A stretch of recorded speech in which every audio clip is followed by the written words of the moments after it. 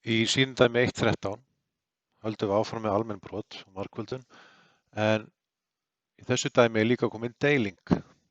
Og það fyrsta sem maður gerir í svona dæmi er að í rauninni útrýma deilingunni og setja margföldun í staðinn.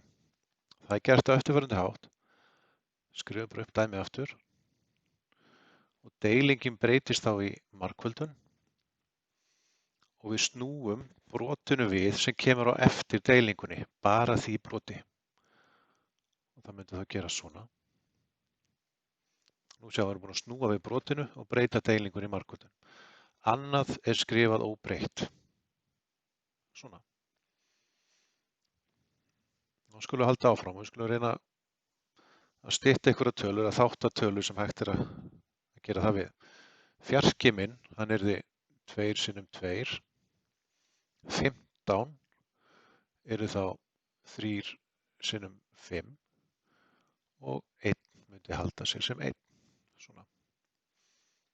Niðri geti gert 5. 8 getur orðið 2 sinnum 2 sinnum 2. Þristurinn heldur sér sem 3. Og þá er konan þann stað að ég ætti að geta stytt út upp og niðri. Ef ég með sömu tölu uppi og niðri þá má ég stytta hann út. 2 á móti 2. Aftur er það 2 á móti 2. Það er 5 á móti 5. 3 á móti 3. Og þá sjáum við að eftir stendur bara þessi hérna 1 og þessi hérna 2.